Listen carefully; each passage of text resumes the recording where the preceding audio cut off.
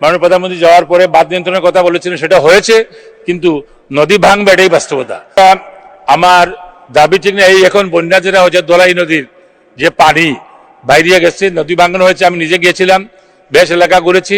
এই দোলাই নদী আমাদের মাননীয় প্রধানমন্ত্রী যাওয়ার পরে বাঁধ নিয়ন্ত্রণের কথা বলেছিলেন, সেটা হয়েছে, কিন্তু নদী ভাঙবে এটাই বাস্তবতা।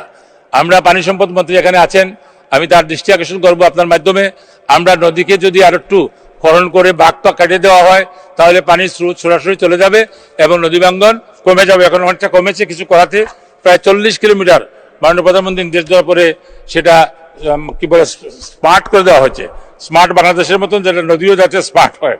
আমি আর কথা বাড়াবো না।